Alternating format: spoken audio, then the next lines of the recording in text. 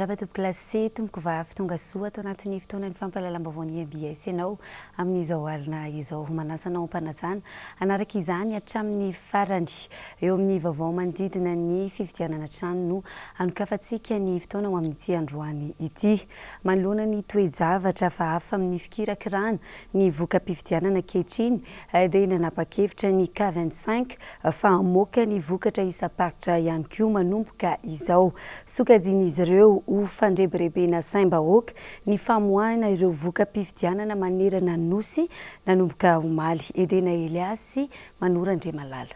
Taorian'ny fanisam-bato omaly alarobia hariva dia efa nisahady ny voka-pifidianana nivoaka.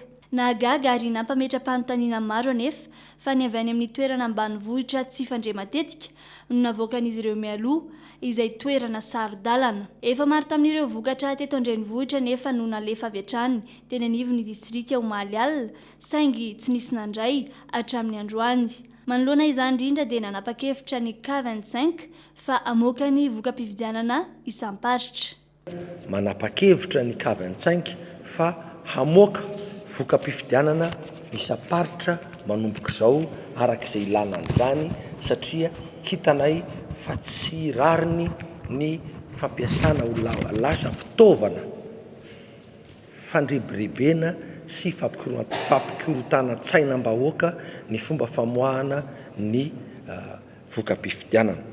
Efa tamin'ny fiodinana voalohany no tsikaritra fa nisy ny fanodikodinana ireo voka-pifidianana ary mbola toy izany ihany koa no ahina hitranga amin'ity fiodinana faharoa ity. Efa vonona avokoa ny ekipa rehetra eto amin'ny QG Belair ary miasa andro aman'alina izy ireo. Fitaovana feno ary manaraka ny fenitra ireto ampiasaina ato ireto. Efa misy manam-pahaizana manokana ihany koa anara-maso ny fikirakirana ny voka-pifidianana ato amin'ny QG Belair. Tsy mbola mijanona ihany koa hatramin'izao ny halatra be vava amin'ny fanodikodonana voka-pifidianana ataon'ny kandida mifanandrina amin'ny kandida marika Ravalomanana.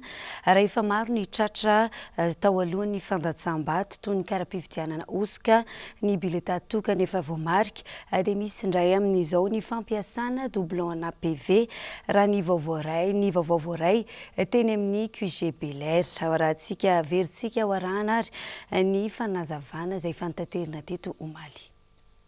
Tsy mijanona mihitsy amin'izao ny fahenona ny halatra ataon'ny kandida laharana fahatelo ambin'ny folo hanodikodinana voka-pifidianana.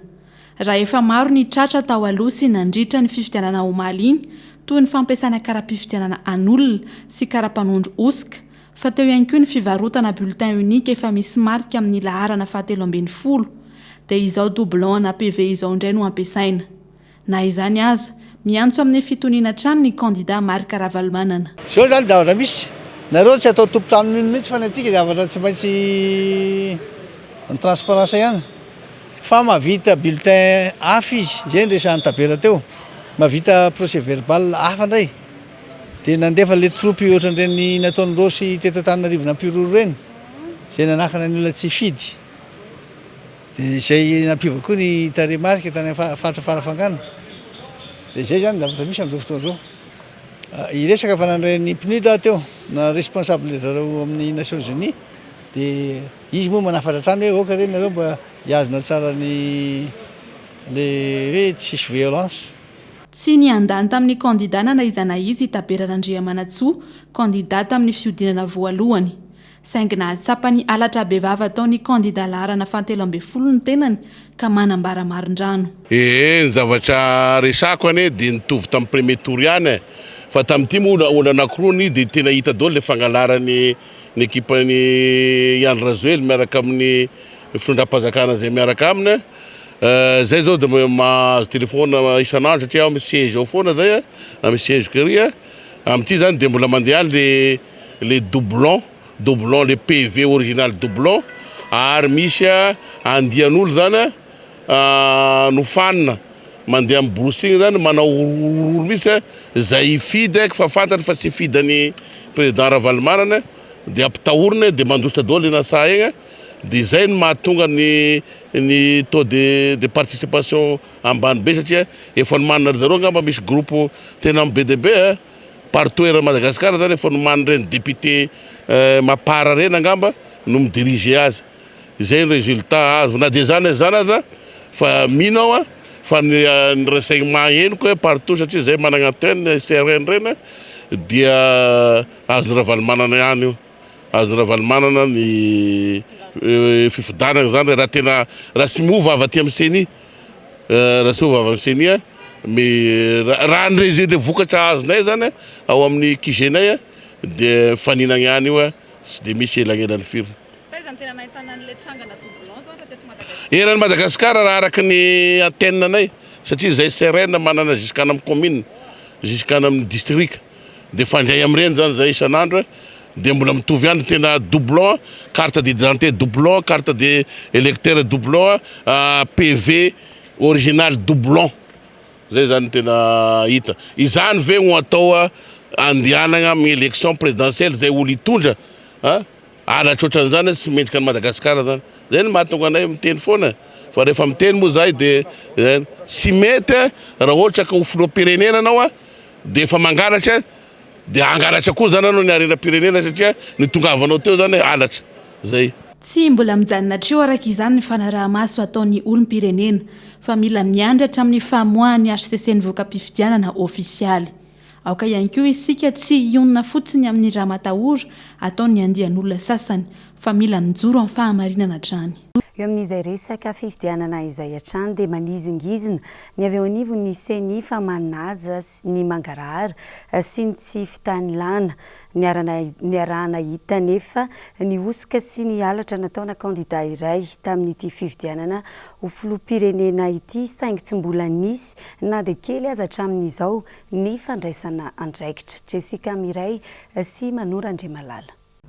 Amin'izao 27 ora tao arian'ny fandatsaham-bato izao dia tsy mbola nisy na dia kely aza ny fandraisana andraikitra avy amin'ny ambaratonga mpitantanana eto Madagasikara manoloana ireo hita sy miharihary ary halatra bevava ary osoka. Mbola manamary tena ihany anefa hatramin'izao ny CENI fa hampanjaka ny fangaharahana sy ny tsy fitanilana. Ny tsikaritra nefa dia efa hita teny amin'ny fanapahan-kevitry ny CENI hatramin'izay ny fitanilana. Raha tsy laza fa tsy ilay ady hevitra farany nataon'ny kandida roa ny alahady 12 Desambra lasa teo. Raha ny fanarahana tany Amboalohany mantsy dia mitondra olona 720 avy isaky ny kandida.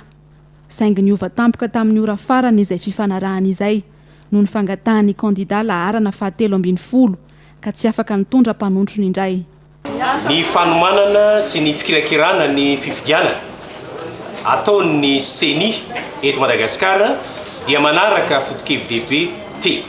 Voalohany ny fanarahana ny lalàna, ny faharoa ny fampiarana ny mangarahara ary ny fahatelo dia ny fampandraisana anjara ny rehetra. Ireo foto-kevin-dehibe telo ireo no miantoka ny fanatotosantsika fifidianana madio ka anome vokatra weekend maro anisa ary ahafahantsika ametraka fitondram-panjakana maro toerana sy ikarakara tena fampandrosoana eto Madagasikara. Ny fikirakirana ny voka-pifidianana dia dingana iray ao anatin'ny zotra-pifidianana. Izany dia tsy maintsy manaraka an'ireo foto-kevin-dehibe telo ireo. Famoahana ny fironana na ny voka-pifidianana dia tsy misy fanomezana tombon-dahany kandida herizatsy na kandida izaroa.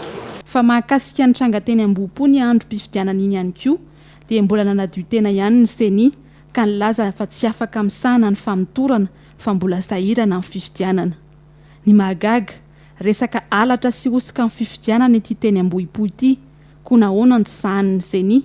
Raha ny tranga teny Ambohipo dia efa mipetraka aloha zany ny taratasy roa nataon'ny CENI. Taratasy voalohany dia ny arahana nanao tamin'ny vatitany izay nanambarana fa tsy afaka isahana ny famitorana ny CENI mahakasika ny raharaha io satria sahirana amin'ny fikarakarana ny fifidianana ankehitriny. Satria manana fahefana anao an'izay asa famitorana izay ny CENI. Kanefa noho zava-misy amin'izao dia zava-dehibe loatra fikarakarana voka-pifidianana ka nankinina any ampitandro ny filaminana ny fanadiadiana. Ny taratasy faharoa dia soniavin'ny CENI nametraka fitoriana plainte contre X ho an'izay voakasiky ny raharaha rehetra tamin'iny fivoahan'ny bulletin tokana izay tamin'ny fomba tsy ara-dalàna iny. Ary napetraka teny amin'ny toniany fampanoavana teto amin'ny fitsarana Baratonga voalohany teto Antananarivo. Miandry zany tsika rehetra amin'ny fivoatra ny fanadiadiana ary ny fahatongavan'ny fitsarana sy izay olona tena ho voasazy tamin'iny raharaha.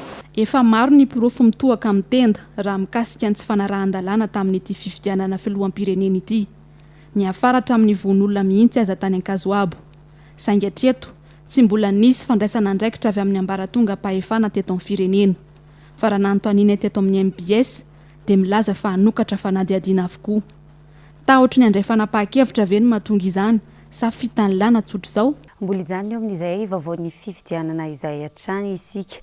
Miantso ny olom-pirenena rehetra ny avy eo anivo ny CFM na ny Conseil du fampihavanana malagasy fa tokony ho tony eo ampiandrasana ny vokatra tena ofisialy ny rehetra. Miantso ihany koa anefa izy ireo ny tokony hamoahana ny tena marina sy ny safidim-bahoaka tokoa mba hialana amin'ny mety ho korotana hitranga. Jessica Miray sy Manora Andriamalala. Mahavaivay ny raharaham-pirenena amin'izao fiandrasana ny valim-pifidianana tamin'ity fifidianana filoham-pirenena natrehantsika teo ity. Maro ny antony mahatonga izany. Anisan'izany ny tsy fanarahan-dalàna nisy nandritra ny fotoam-pifidianana nanomboka hatrany amin'ny fampelezan-kevitra ka hatramin'izao andro roa taorian'ny fandatsaham-bato izao. Miantso ny olom-pirenena rehetra kosa nefa ny CFM na Conseil du fampihavanana malagasy mba ho tony. Aya zay nefa fantatsika fa zay tonga dia miteraka tsy filaminana zany, tsy filaminantsaina dia lasa mety misy tsy filaminana ary mety misy fifandirana mihitsy malonan'izany. Ka malonan'izay hoe aya tsy hiavana zay indrindra no anaovan'ny CFM antso foana ary anentanana ho an'ny olona. Ina moa ny hoe antso?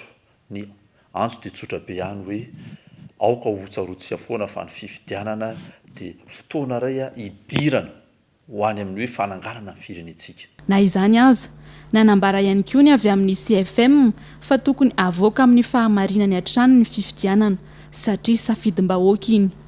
Ny tsy fanajana izany hatrany mantsy no ahina hitarika korontana eto amin'ny firenena ka mety hitondra ny Madagasikara amin'ny krizy lavareny indray. Izay tsy hananana iza na iza tombotsoa fa ny vahoaka malagasy hatrany no lasibatra. Fa rehefa eo ny tsy fahamarinana zay no mahatonga herisetra ary ny herisetra rehefa mifandona zany no mahatonga korotana ary ny korotana no mampiditra ny firenentsika ao anaty krizy lavareny ary ny krizy lavareny verimberina no mampitoetra eto amintsika ny fahantrana dia mba hialantsika amin'izany rehetrarehetra zany dia zay naovana antso any rehetrarehetra mihitsy hoe raiso ny andraikitra mba hisiany fahamarinana amin'iny safidim-bahoaka iny. Ny misy aloha hatreto dia tsy araka ny tokony ho izy ny famoahana ny vokam-pifidianana.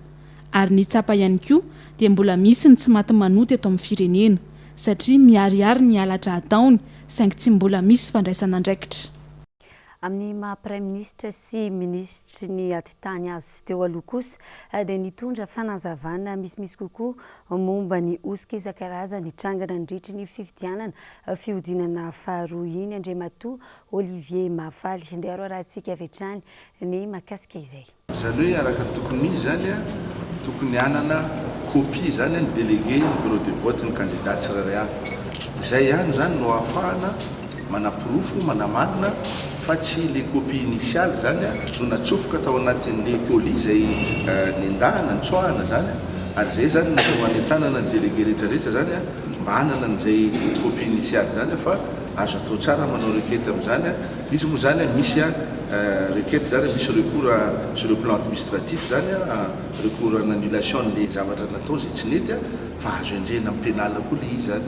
Premier ministre raha ohatra ka hoe misy le hoe ministre anankiray zany tsy manaja neutralité de l'administration, inona ny sanction tokony raisin'ny premier ministre amin'izay ministre tsy manaja zay neutralité zay? Io moa zany dia androany moa mba ny haino zavatra andresan'ny premier ministre anjarany zany anjarany fa zavatra mahagaga fotsiny tamin'ny premier tour tena ndradradraina mihitsy hoe neutralité ary za zao aza za tsy miambo fa za zao tokony hoe manana mot à dire amile hoe afaka nanery reo lehibe district reo tamin'ny nampilatsaka fidinana any efa tsy nanao an'izany satria nanaja zay teniny avy amin'ny lehibe gouvernement avy misy natany fa hoe tsy maintsy ajaina zany tsy fitongilanana zany ka raha misy zany zavatra tsy azo atao zany ary enolona lana fa ilaina le pirofo izy mo tena hoe tsy nanao zany ilaina le pirofo raha misy zany dia azo atao tsara zany ny manenjika an'izany misy mo mesure moa misy ny mesure disciplinaire moa fanalana iny tsy anjarako iny fa anjarany filoham-panjakana zany sy ny premier ministre fa azo atao koa zany raha ohatra ka voapirofo le izy azo atao koa fanenjehana amin'ny lalàna zany ampianany koa zany ny zavatra raha ohatran'izany raha misy zany fa tena tsy azo atao le izy ary tokony ajaina ny fahalalana indrindra ny fanajana ny neutralité ny administration zany ho an'izao sy ny tena mpanjakana dia izay no entina manakatona ny fotoana ny fampahalalam-baovao amin'izao alina izao isaorana ianao tany tokantrano nanaraka hatramin'ny farany mametraka ny veloma mandram-piona ary manome fotoananao amin'ny rapitsy toy izao indray